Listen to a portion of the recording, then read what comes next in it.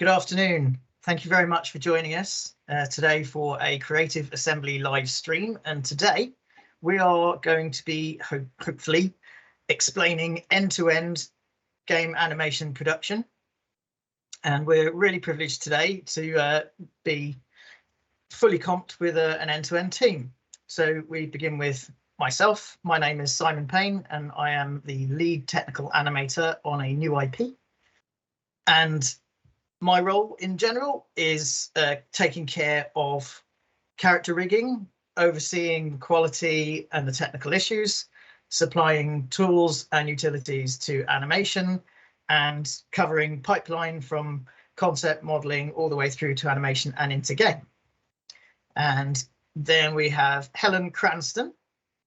Would you like to introduce yourself? Yeah, hello there. I'm Helen Cranston. I'm a principal animator on the same project as Simon. So my role is to look at, I'm part of the senior devs on the animation team. We do, obviously we create animation assets for the game for multiple different mechanics and systems. That could be player animations, NPC animations, environmental cutscene animations, all sorts of things. We work very closely with design, trying to bring things to life and be as creative as possible in the constraints that we have set for us. We work very closely with Denes to try and get those things into the game. And I guess it's my turn. Yeah. So I'm Denes Nagymathe. I'm the lead animation programmer on the same project. And if you want to explain what I do, is I am the one who tries to squeeze the animations Helen and her team creates into a game and typically butcher them in the process and try to make the two things fit and solve all the problems that come with it. All right. So just on a little bit personally, so you can get an idea of who we are and what we came from. I have been with Creative Assembly for 3 years, and before that I was in other games companies for about 5 years, and prior to that I was in feature film visual effects for about 20 years. I'm a fairly regular person. I may not have been quite that much of a regular child, but I was ambitious and I knew what I want and I just did it. And so I've achieved the things I want to achieve and I'm where I want to be. Helen, your story? Well, I've been an animator for 13 years and 10 of those years have been at Creative Assembly. So hopefully that reflects on what a great company CA is. I've had the opportunity to work on many great games, really cool IPs, including Alien and Halo, and working alongside some of the most inspirational people I would ever want to. So every day's a joy, and it's great. Denes. Yeah, well, I was like trying to headcount in the meantime how long I've ever been in the games industry. I would say 20 years or maybe more than that. So pretty much all my career, apart from a little beginning. And yeah, I was a kind of, the creative kind of kid who even built puppets when I was little, but my family background is teachers and engineers. So I ended up in engineering and ended up in games because that's kind of like, the funnest part of engineering. And of course, I haven't always been an animation programmer. I did all sorts of typically physics related things. And just ended up with animation because physics is all about how things move and that, the interest about biomechanics, for example, and things. So that's the fun part. I don't need to take care of absolutely everything of the project, but the things I care about, we can do right.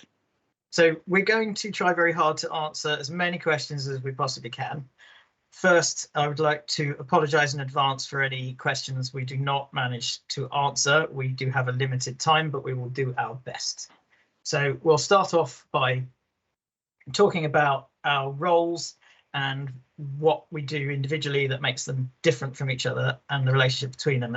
A day in the life of technical animator begins with an average day, morning stand-ups, which by today's pandemic stroke post-pandemic-ish lifestyle, we are now no longer really stand-ups, it's sit-downs.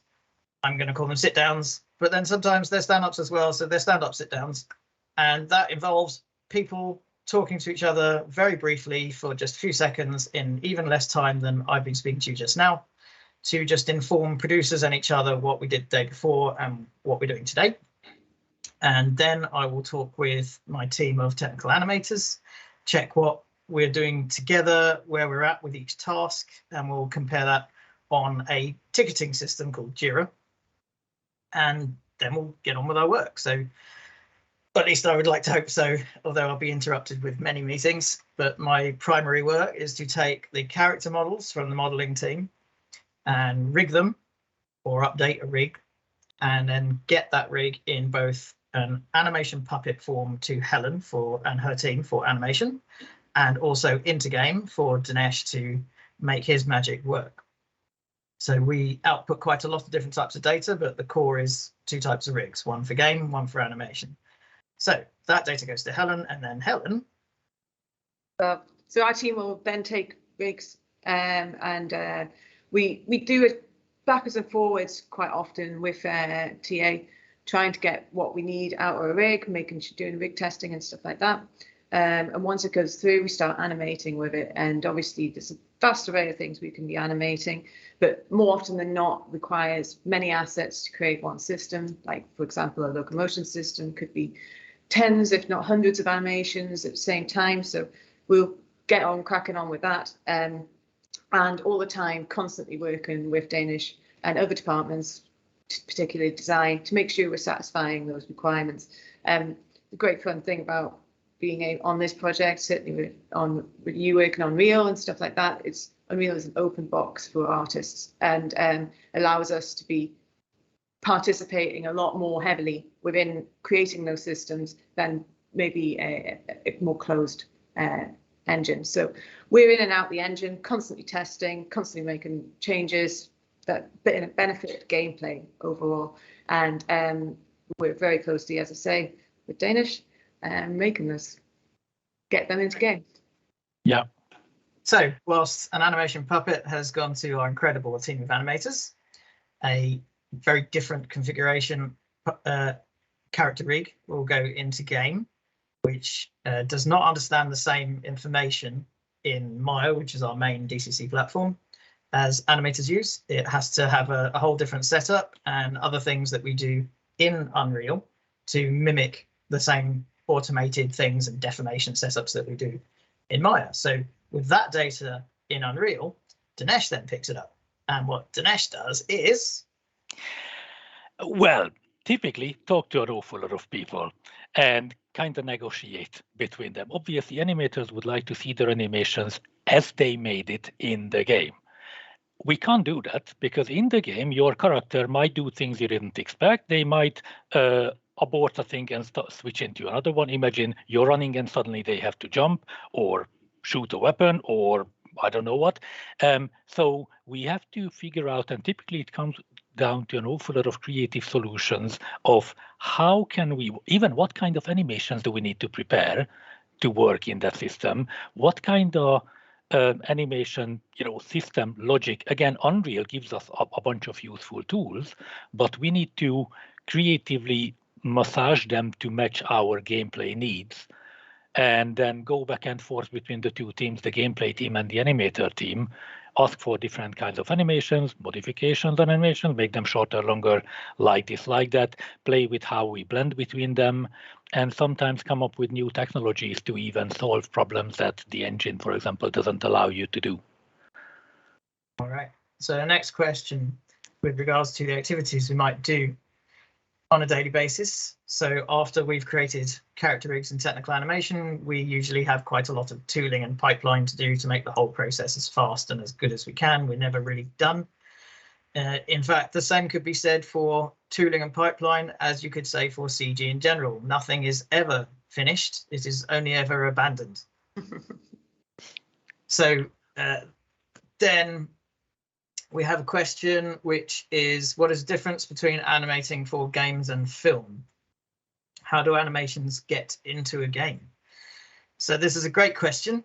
I'm going to let Helen talk about getting animations into game, and then I'll come back to the first part of the question. So, well, on the fundamental side, it's pretty easy with what we've got right now. We have tools that will export animations as an FBX, and we just import it into Unreal. And we have wonderful setups that make placing that in the right place in game pretty simple. So yeah, in terms of getting a game, it's and seeing it, the turnaround time's very, very quick, and that's why there's no excuse really to not be consistently testing your work all the time for all the things that are really important to how an animation plays. I think the main difference is in movies, but Simon, correct me if I'm wrong, but as far as I know, in movies, animations go in fairly large chunks. You know, you can do motion capture and then use that. Obviously, you work on it, clear it up, and things like that. In games, it goes in tiny chunks, chopped up to tiny bits, and then glued back together in unexpected orders, and it still has to work. Helen, how do you make lots of different animations work together, and what does Denes have to do to support that?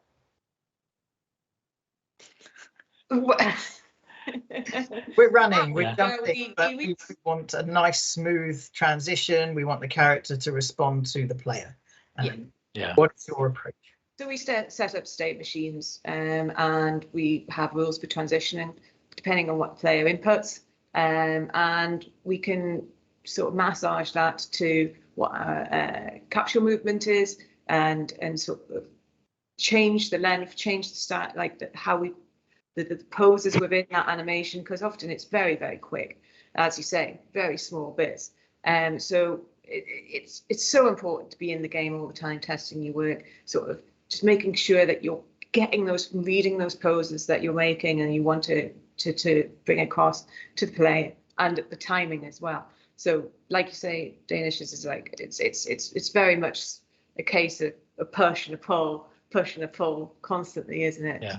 And actually, on Simon, no, what I just wanted to say about actually the previous question of what do we do on a daily, it changes during the project. So in the beginning, it was more about coming up with solutions of, okay, we have an idea of what the gameplay needs, and come up with a solution of how many states, what kind of, the state machine, for example, setup, and have a reasonable idea of, what the animation assets we need. And then it gradually moved into, towards the end of the project, extending those, changing them, adding, removing stuff, polishing stuff, fixing bugs with it. So it's very different. So how much motion capture do we use, and which software? So motion capture is a very sort of, you use it, obviously it's a wonderful tool, and it depends very much on the style of game that you're making. But for me, it personally does. It's great for getting animation out really, really quickly. But if you're making a stylized game like Overwatch or something, it's probably not where you want to be, what you want to be using. However, if you're anything vaguely realistic, go, and you've got access to the wonderful Mocap facilities certainly that we have, it's wonderful. So we use it quite a lot, and especially for like run cycles, walk cycles, that sort of thing, and generic actions. Obviously, it needs to be heavily massaged and processed to give it more character. But when we process it, we generally tend to use Motion Builder. We can use Maya as well, but I know personally for me, I think Motion Builder is a great tool for processing huge amounts of data. And it's got its place without doubt. For me, it's the only three-dimensional reference you can have, right? So it's wonderful for studying, if anything, and sort of being able to show ideas as well very quickly. So in terms of that, linking to the previous question and differences in animation for games and film, in reality, it's really not that different, right? You have a library of animations for different things, and one way or another, they have to be used and blended together. So given that in film, more often animators are making bespoke animations for specific things that a film director requires, but the majority of the time, it's more of background characters and crowds and membership of whatever makes up the environment, and that will all be driven by motion capture and crowd systems. So it's all really very much the same, and it uses, whilst it doesn't use state machines to react to player input, it uses an intelligence system to figure that out on the fly as it simulates anyway, which is then cached out and comes out onto your movie screen. So in reality, the animation itself is not any different and the use is very similar. The only real difference between working on a movie and a game is that in a movie, the pretty picture you make at the end doesn't require very much input to go from your animation scene to a rendered image. Whereas in game, you could consider it like a car where the bonnet is up and everyone has to be a mechanic, because you have to tinker with the engine every tick to try and get it to do the things you want to do when you want it to do it. But everything and we build the engine while we are using it. Yeah, but the engine is no different to a RenderMan renderer. It's the exact same thing. You're just making a pretty picture at the end of the day. It's just about whether or not you're tinkering with it. So there's not a huge amount of difference. And then we have a question, which is what kind of animations would be good to include in the game and animation reel, which is part of the same question, really. But in terms of an animation reel, as opposed to the game itself, what would you recommend, Helen? I think we're looking for creativity in a way of demonstrating a good grasp of weight, movement, characterization, timing, posing, all of those sort of things.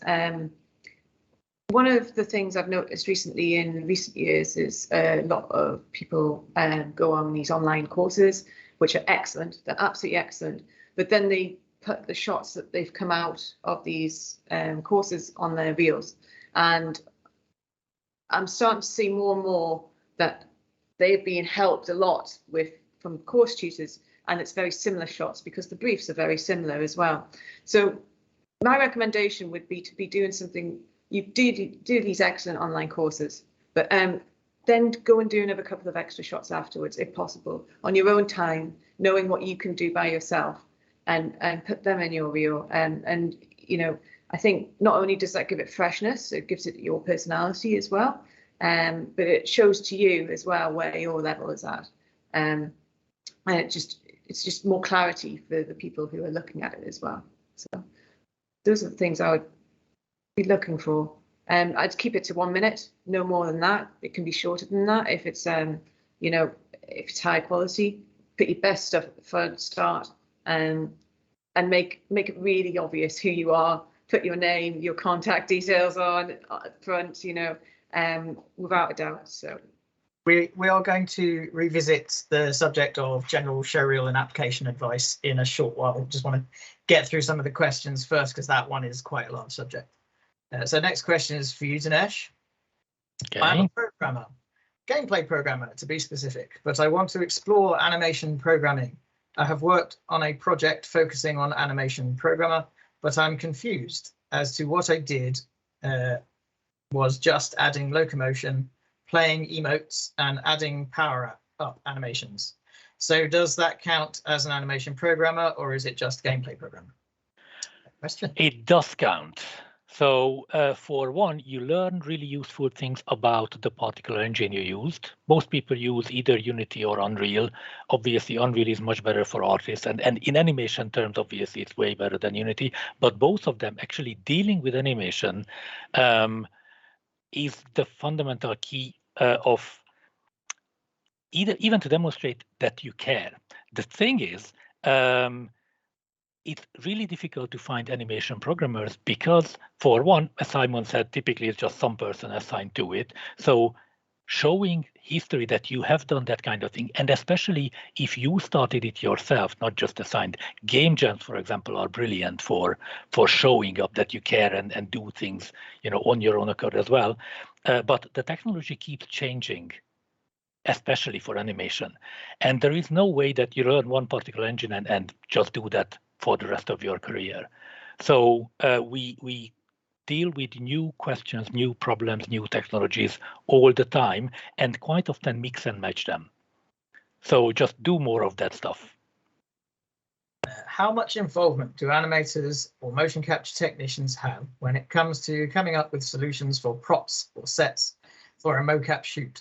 For example, creating a rig to simulate a vehicle's movement, since it would surely be unrealistic to drive a motorbike around a set for realistic mocap data for a driving character. I think Helen's probably best placed to answer that question. What I would say is I wouldn't make big assumptions. It is about the tool for the job and what the job is. So your example there of you wouldn't need to mocap a motorbike, that's not true. So let's say you have people fighting on a motorbike. You're going to have to stage that somehow on a mocap stage. So you may not have a real motorbike, or maybe you will, but you'll have performers that will probably be rigged up on ropes and doing things that you want to motion capture. Yes, we do that all the time in both games and film, by the way, an awful lot. And in fact, a lot of the time, the vehicle itself may or may not be captured. It may not be important to capture it because you'll situ your characters onto a game vehicle, for example. But some of the time you might want to because it forms part of the background, the scenery, maybe if you're doing cinematics or an animated CG short or something like that. In which case you won't necessarily even mocap that. You might do sometimes, but some other times you might, for instance, match move it afterwards and then set it where you want it to go. There's a lot of different approaches to acquisition of data, and it really depends on what the nature is that you're trying to capture. Helen, and what do keep in mind, motion capture data hardly ever gets used as is. So it will be post-processed by animators. It will have to match quite often in games.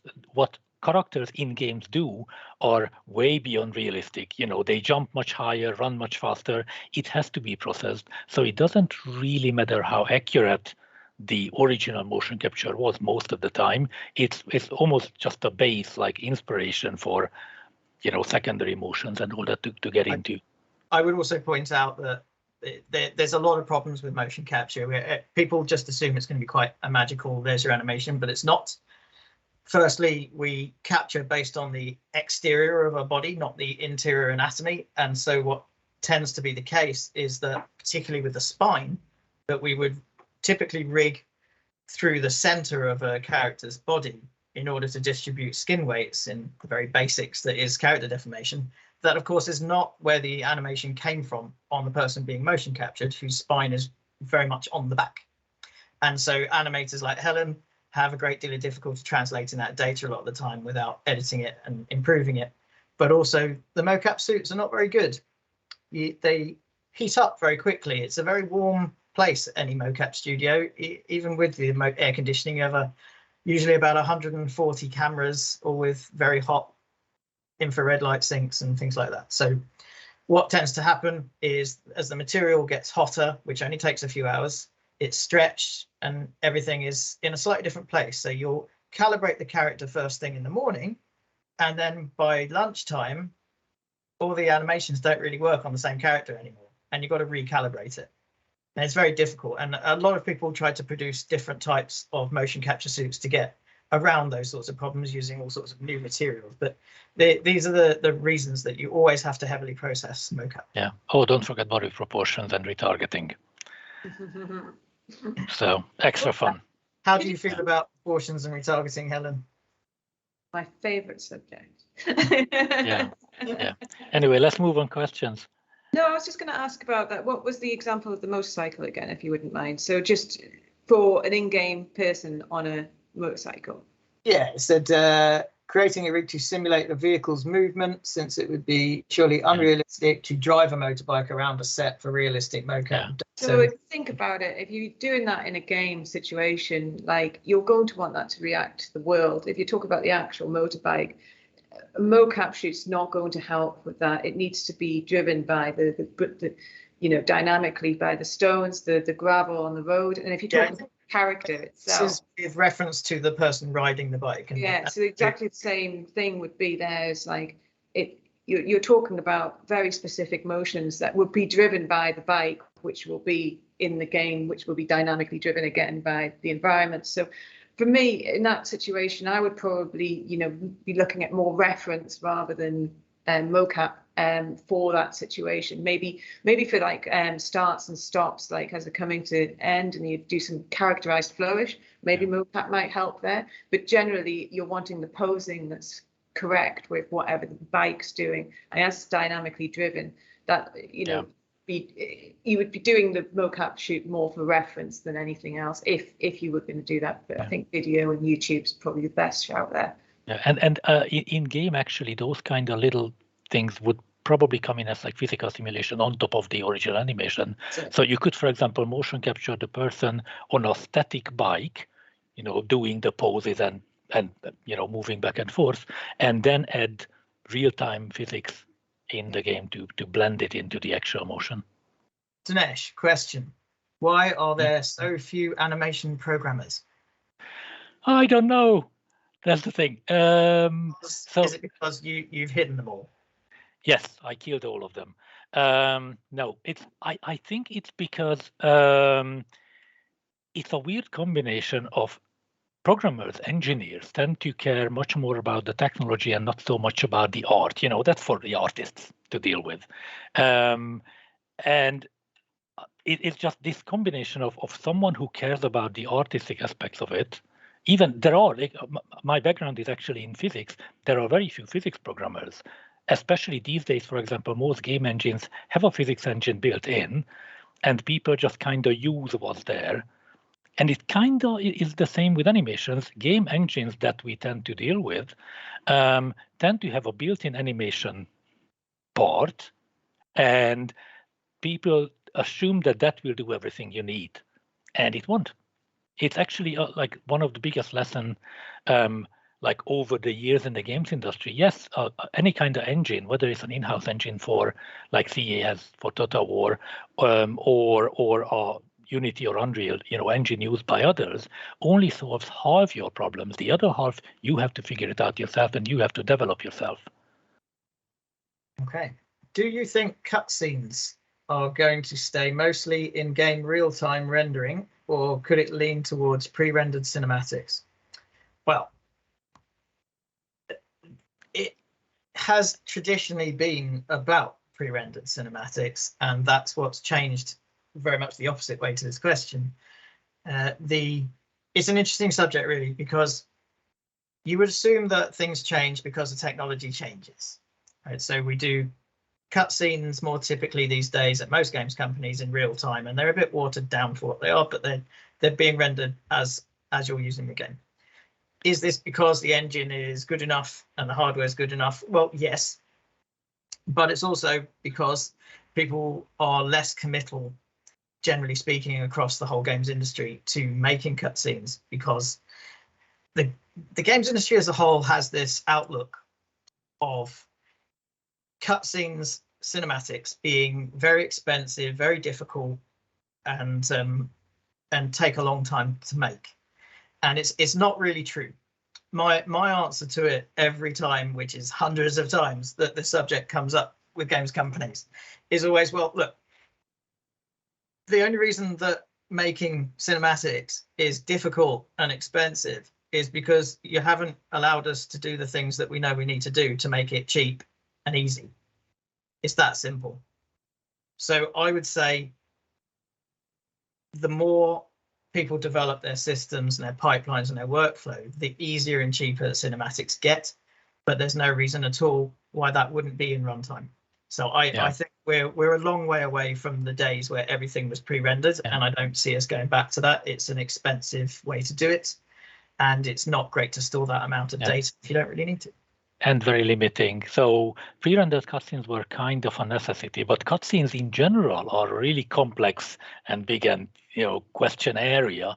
They are part of telling the story, yes, and in that sense they are really important in games. And the main reason I believe we used pre-rendered cutscenes is because the runtime engines couldn't produce, especially in a cutscene when you're trying to tell a story, maybe focus on a face. The engine just couldn't do it real time, so we had to pre-render. But it has so many limitations, both in terms of workflow and pipeline.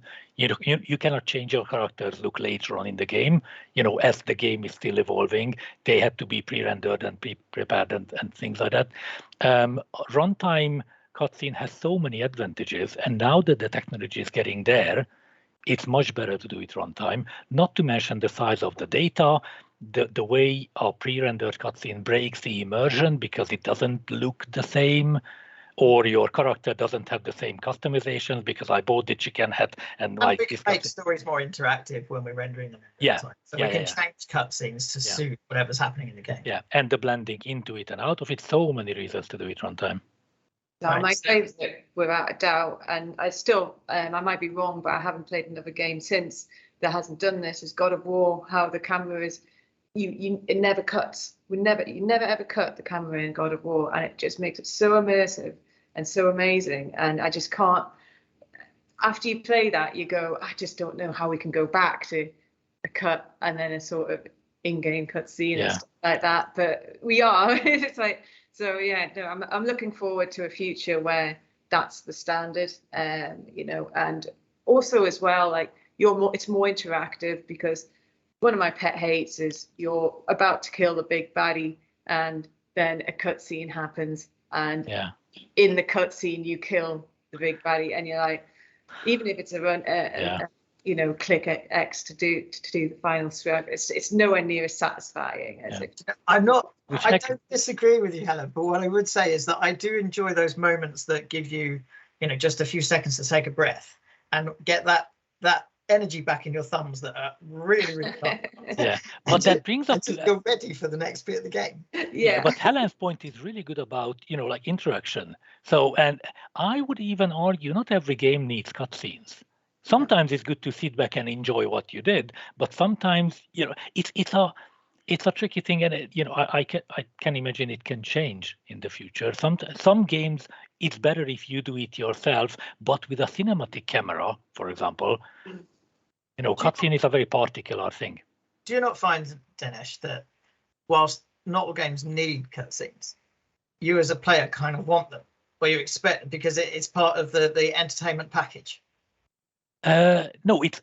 I think what's important is to have a variety in the flow. Sometimes make it intense, sometimes make it chill back. And cutscenes are one way of doing it. Like having an interactive section of a game where I do everything, and then a section where I can sit back, enjoy what I just did, and then interactive again, sit back. That creates a flow in and out, and that is good.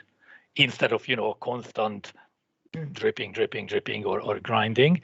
But maybe cutscenes aren't the only way to do that. Okay, you discussed blending between animation clips. Do you need to send the clips to Engine to test it, or can you test that in Maya and the blend? So from what I've seen, there is ways of testing in Maya. There's new in the newest versions that you can. I haven't tried it myself actually, but you can. Yeah, and just sort of do that. For me, it's so quick to get it in Engine and in situ with what you're testing in the gameplay, you know, whatever it may be. If it's like a melee anim and you're punching an NPC character, or it's a reload of the gun and you need to be playing it during combat, or you know, some healing. It just, yes, you can do a quick test with that sort of thing, but the turnaround's so quick to get it in game with sort of Unreal. I just don't see why you would. Personally, it's always best to be testing where it's going to end up, as long as it's quick to get there. Yeah. Now, I've worked on games where it's taken a very long time to get there, and in which case somewhere like Maya would actually be a godsend to be able to see these sort of blends. But if your pipe is quick enough and it takes seconds, even a couple of minutes to test what you're working on in game, that is. I don't see any reason why you wouldn't, basically. Yeah, I would say the combinatorics is where it wins. So, for example, as you said, an example of reloading a weapon. What if I'm reloading a weapon while running, but, you know, which phase am I in the running and the weapon goes, and how does it blend in or out depending on what if I was mid-jump? What if I was just halfway in starting the jump or halfway landing when I started the reload? All sorts of combinations. You can't really prepare for all of them in Maya. That's really useful where, for example, we identified a problem like reload doesn't blend well when you are sliding. Okay, in Maya you can set up the sliding pose animation and and have like an idea of what would it look like, or it might turn out we need a different reload animation if you're sliding. But you have to see it in action, because there you have a chance, and quite often that's why we hand it over to QA and try it, doing everything you can, because that's where you can see like what percentage of the situations it works or doesn't work, how well it works. My personal way of working is to basically get what's in my head or what I've been given to as a brief in the way I want it out and into game as soon as possible, and then trying to sort of push and pull what I want to make it work as well as it possibly can. Sometimes you put it in and it's like, nah, that ain't working. So you need to come up with another solution, whether that's spin the animation and get on another one, or coming up with versions of an animation and stuff like that. So is that also sometimes because the rig is not performant enough for you? That's rare. I mean, like, you know, it would be we'd always be adding to a rig, I imagine. So if something you're interacting with, or a character had, I don't know, some extra thing on their arm or whatever that you wanted to sort of move, and it can't move until we send it back and get more controls. But yeah, no, I've never had that issue really. No. Yeah. Also, just one more addition. Sorry. In game, it's hardly ever blending from one animation to another. It's typically like 12 layers on top of each other. Yeah. All right. What is the expected level for graduate students coming into industry? I'm looking at doing a negotiated study masters in Mocap next year, but worry that my current work is still nowhere near industry quality. That off. So yeah. Is that like being a mocap animator? I guess that's the question. Yeah, so I mean, you've got to give it a go, right? You've got to get that reel out there. You've got to get it in front of people's eyes and just put it online, get feedback. That's the only way you're ever going to find out whether it is or not. I think a lot of us are all always think we can do better. And it's maybe not good enough. I certainly felt like that getting into the industry, and you've just got to have a go and just get it in front of people, you know, otherwise you never find out. So what are the key challenges on animating for games? Interactivity, I would say. Helen can know, but you know, from the animation point of view, and then from what I deal with, it's just the sheer amount of combinations that do happen, and making the animations responsive enough, which is again something that I suppose doesn't happen in movies. In games, if you, for example, press jump, you want your character to start moving upwards immediately, but that's physically unplausible. You need to, you know, blend into it. So there are a bunch of things, some of them just because we got used to them, you know, over the decades of gaming, because, you know, like original, you know, 8-bit games didn't animate much. So, or even just, you know, for the feel of it, they finesse how Mario jump works.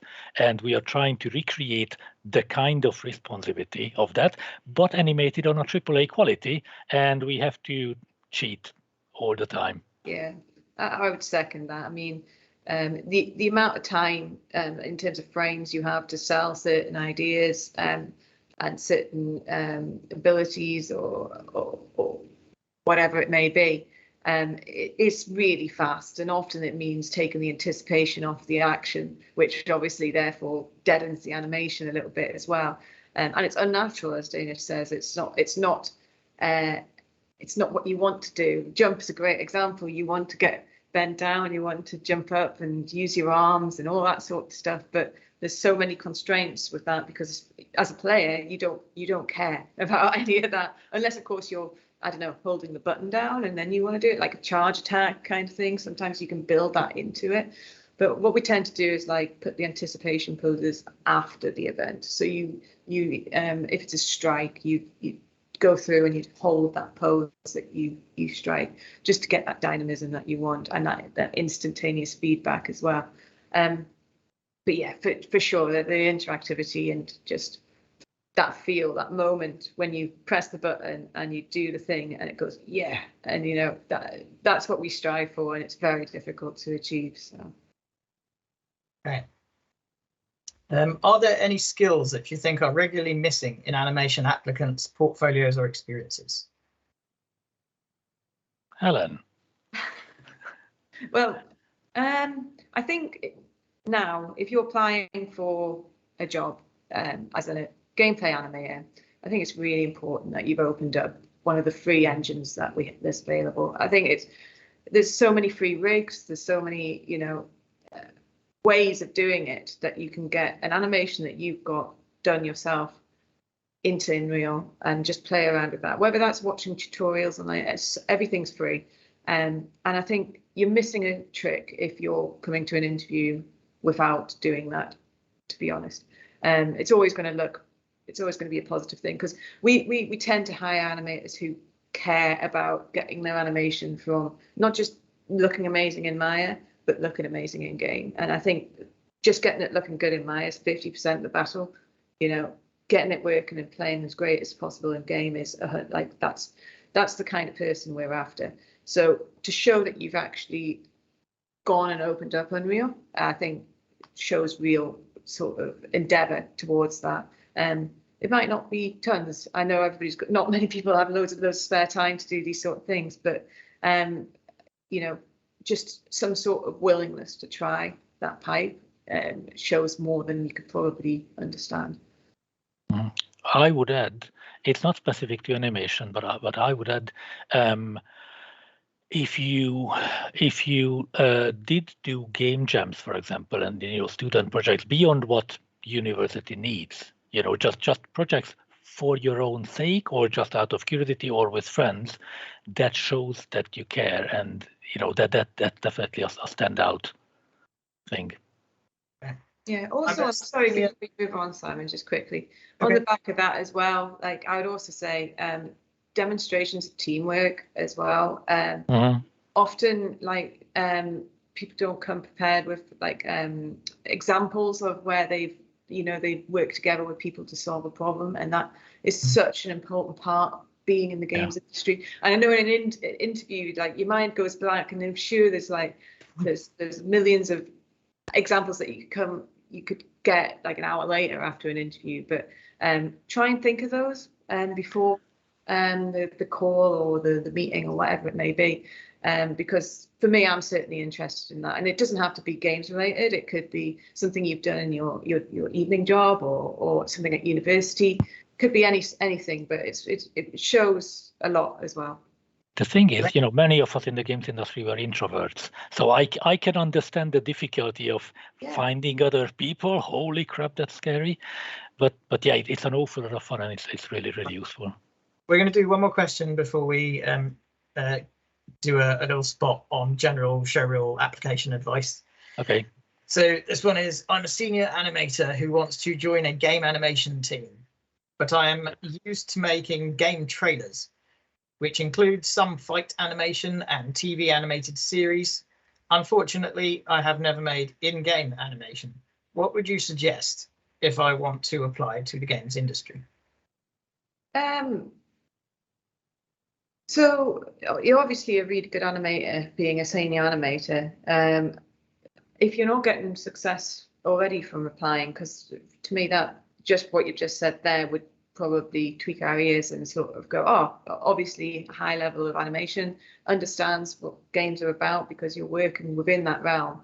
I would get like I was just saying before, the next step I would take is to get some characters into game, make them run around, you know, and take your attacks that you're doing or do your own in your own time and do a simple setup so you can play that, you know.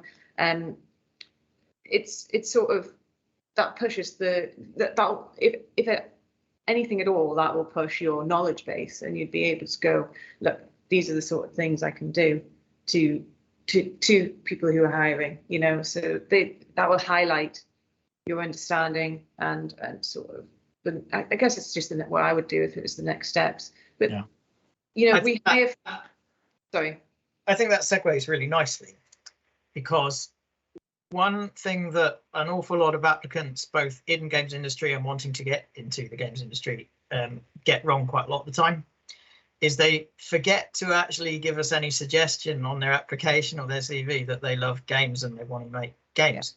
So we'll have hobbies and interests, and nowhere on there does it say games.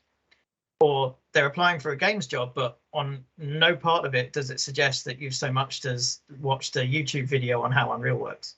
And at the end of the day, it only really takes a lunchtime to familiarize yourself with core concepts, and then maybe another lunchtime to actually download the software and give it a go. So, and there's a lot of game engines you can try. So I think top of my career advice there is make sure that when you apply, you give the impression that you do love the subject. Otherwise, you're going to be secondary to those who do.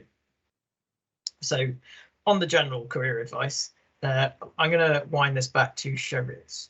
So what Helen mentioned earlier is really important. Always put your best piece first. You only get one opportunity to make a first impression. You also get only one opportunity to leave a lasting impression. So you put your second best piece last. Anything in the middle is not supposed to be filler. If you have stuff that is old or that you would no longer put on there once you've got a job, then you have to consider whether it should be on there at all. What you want to do is give people the impression that in spite of the fact that you're new to it, in spite of the fact you are entry level or graduate, that you have the general aptitude of someone who has already got the job. And that's really what we're looking to find. We look to find the gems that really stand out from all the others. We know when we're looking for graduate or entry level staff and artists, but we don't necessarily want to be reminded of that. We want to find the person who just comes across like you wouldn't know they're entry level. And that can be any of you. All you have to do really is give us that impression. So tell us the things that you know we want to hear, like you love games, like you've looked at some of the games that we make and you're familiar with some of the engines. And then on your showreel, particularly for an animator, which Helen will have a lot more advice for, just again, don't put anything on there that you know you're going to axe the second you've got your first job, because that means it's not good enough. If you're not going to be impressed by a piece as if someone else had shown you, then don't be surprised if someone else is not impressed by it. Right? So what you really need to do is say, well, I've done this piece for graduation, and maybe I'm one of those graduates who has done a standout showreel piece, or maybe I'm just like 99% of graduates, I haven't got a standout piece. What do I do? And the answer is you've learned a lot of stuff. You don't have to use the piece you've made.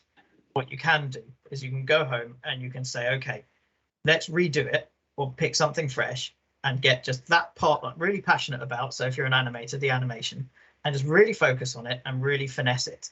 And that's really the key. You want to show us that you know about finessing. We can tell from a mile away if an animation or a model or a rig or anything else has been worked on 150 times with tiny little tweaks. If you've only done a few tweaks with very little feedback, we can tell that from a mile away too. So you have people around you all the time. You have brothers, sisters, mothers, fathers, you have friends, you have anyone around you. Doesn't have to be a CG or animation guru. They need to be someone with a genuine idea of what they're looking at. So, i.e., my mother could look at an animation I've done and tell me if she thinks it's great or not. You know, and when I ask her genuinely what's wrong with it, she will say, well, that doesn't feel right there. That foot doesn't feel like the foot of that character. And that's the feedback you're looking for. And you want to take on each little bit of the things that are wrong one at a time. That's my showreel advice. I'm going to hand over to the other two now. You're going to say something, Denes? No, I just wanted to say, not sure if everyone's mom can have such a, articulated opinion. So quite often, people can tell if that looks good or not, but why? Yeah. That's a more difficult. Yeah, but they don't have to put your finger on it. That's for you to figure out. What they have to do is say that bit doesn't look right. Yeah. And then you have to say, well, why? Yeah, if they aren't an expert on it, it's like if you want an opinion, you can show them two versions and ask which one is better. And you can essentially A/B test your way into finding what they like most. And use lots of reference. And by lots of reference, I don't mean a few stills that you've grabbed off the internet, and I don't mean a couple of YouTube videos. I mean about 3 dozen of those minimum. Yeah. Helen, how do you feel about it? No, I agree. I mean, it's, I'd rather see a shorter showreel full of stuff that you're confident about and you have passion about, because that's one thing that does come across quite clearly is whether you've been passionate about what you've been working on and whether you've enjoyed that process at all. So I'd rather see a much shorter reel with more, like fewer shots which have that feeling and that sort of level of detail and quality than a huge amount. When I said a minute before, like that, I guess that's because we often receive 2, 3, 4 minute show reels, and like it's better to keep it short and sweet. And I think it's correct, but you know, one chance to make first impression is very, very true, because like when we receive your applications, we don't well, me personally, I don't look at the name, I don't look at your CV, I don't look at your cover letter. I just open up the show reel and I will make my decision about whether to then read the CV. Oh, this person's actually into this and this and this. Oh, they've done this. And then I'd read your cover letter if there was one. It's not the end of the world if there isn't, but it's just another chance to show a bit more of you and who you are. And then you build up this picture about this person who, you know, oh, they sound really cool. I really want to work with them. I certainly want to talk to them and see what they're like. And that's where you would give you a call for the interview, you know. So each part of it's got you've got to look at it as a way to sell yourself. But it does start certainly on animation, for animation, sorry.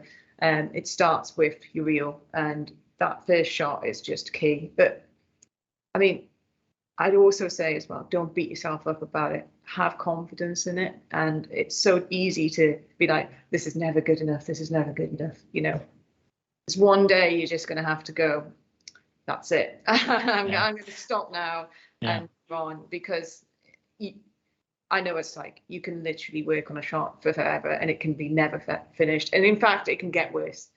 So you need to have that confidence to sort of pause it at a certain point, take time away, come back, judge it on its own merit at a different time, and be patient over it. It's a difficult thing to do, and it's a lot of pressure. And yeah, I totally empathise with anyone trying to get into the industry. Yeah, I would say actually not being satisfied with it is also part in like what makes you a good animator or a good any creator, really. Because, you know, we are never happy. You know, there are still things we could improve and things that it's just, you know, there's not infinite time and you have to move on to doing something else. So you have to rely on other people's opinion of when it's good enough. But I think it's super important, you know, if I ask someone about why do you think this is good, and then what more would you do on it? You know, why do you think this is not good enough? Yeah. Those are super important answers. We'll come back to CVs and resumes if we get a chance. We've talked about Showreels quite a lot, and we need to get some other questions answered. Okay. So one question is, artistic or technical, which skills do you think hold more weight for animation artists? Great question. You see, Helen is actually quite a technical sided animator. So it's a wonderful question for you, Helen. Well, I've fallen into that side because I have a huge passion for it. It's where I've ended up a little bit by accident, but also because I kind of have an obsession with trying to make everything like I want to see what I see in Maya as good as possible. So it's like I really enjoy that problem solving aspect of it.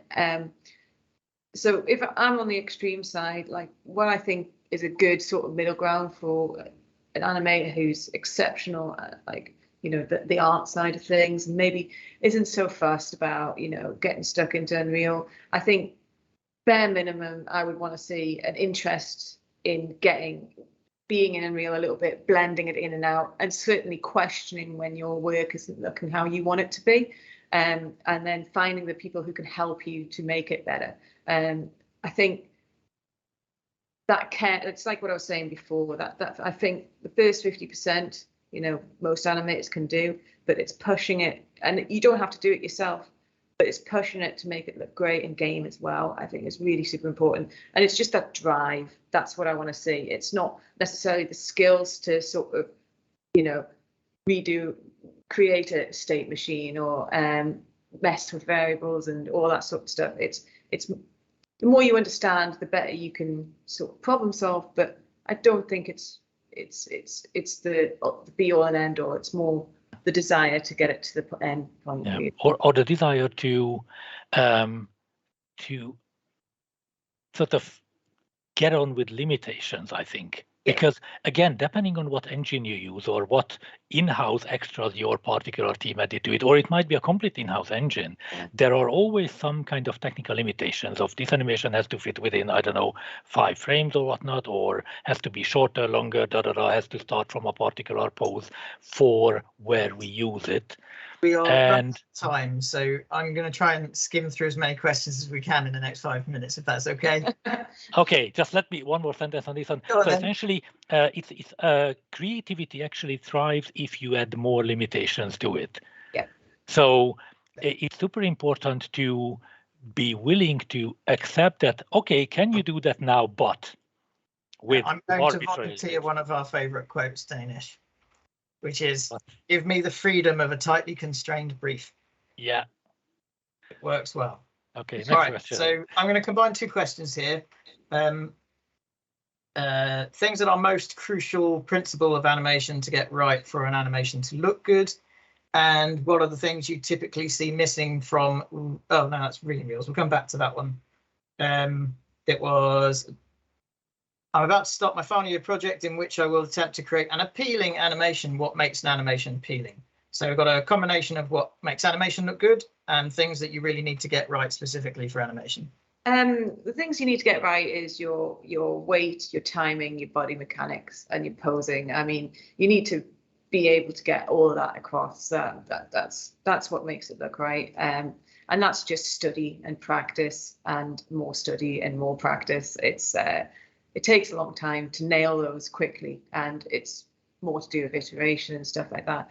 Making animation appealing, I mean, for me, a lot of people have different answers to this probably, but for me, it's the little flourishes you put in there, the characterization, making sure, if it's a face pose that you're making, that it's not slightly, lopsided or whatever. You're framing it correctly.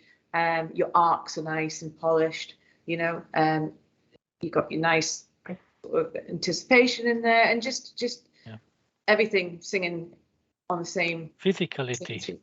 Yeah. Which is the same thing really for the rigging question. What's missing from rigging reels? It's the same thing.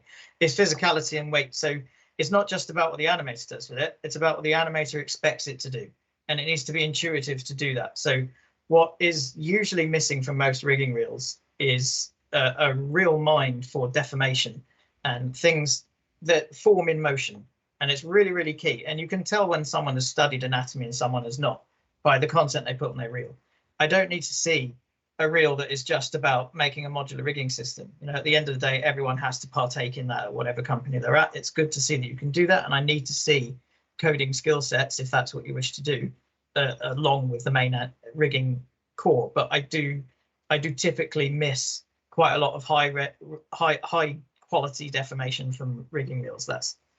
That's the thing that's usually missing the most. Then we have, on a showreel, if you have animations that are 45 to 60 seconds, that's quite long. Is it worth only showing a segment of this on a showreel along with other pieces, or focus the showreel on the one piece? Good question. I think that's a very, very long animation. I imagine that would have to be put into shots, right? So take the best shots. I might be incorrect there, it might be 60 seconds, but I wouldn't use 60 seconds. I would say typically you only need one 10-second piece of animation of a character doing some incredible thing. It could be as simple as a type of dance or an interaction with another character, but if you breathe that life into it and you finesse that, you've done 150 something tiny little tweaks to it, you're going to have a stunning tiny piece of animation that blows us away. And that is all you need. It doesn't have to be anything else. It just has to show us that you can make beautiful animation. That's it. On a showreel, oh no, that's the one we just did. What sort of animation is the most fun to do? Do you know what? I'm going to ping this to Denes, because Denes denies a lot of the time what I've told him many times, which is he is also an artist. No, I'm not. When you are engineering code that dictates the physics of things, how things are going to move around and blend animation, you're constantly thinking about how you want it to look. Yeah. And you're constantly trying to make things more believable or realistic. and breathe more life into it and perfect it and change tiny little things all the time. And that is the role of an artist's mind. And so whilst Denes likes to disagree, I insist that he is an artist. So I'm going to say, Denes, what sort of animation do you find the most fun to be involved with? Oh, parkour. No, basically, yeah. So physical, like really flowing and fluid animation, and games or gamers as well have kind of developed a color blindness to that. So also, I still don't call myself an artist, or if you really stretch and, technology is my tool, that just sounds horrible. But yeah, essentially, there are no animation tools really that allow you that kind of thing apart from, motion capture, but then you don't create it, you just record it for real. So that sort of middle part of the animation, not the micro movements and not the large scale movements, but that kind of fine flowing thing. You can't really do time. So I think we're going to have to say goodbye at this point. So he's just got his flow. Yeah. I know. It was so fascinating. Always. See, that's why games don't have that middle range of animation. All right. So thank you all very, very kindly for attending. We're really very grateful. I hope that we've helped you, some of you in some way. That's really why we do things like this, because it's really nice to see people succeed, particularly if we've been involved, and to know that perhaps someone did not fail to succeed because maybe we helped them. So it's just a really lovely thing to do. And I want to say thank you to Helen and Denes as well, and to Creative Assembly for allowing us to do this. And that's it really. So I hope you got something out of it, and thank you very, very kindly. Brilliant. Thanks, guys. Bye. Bye.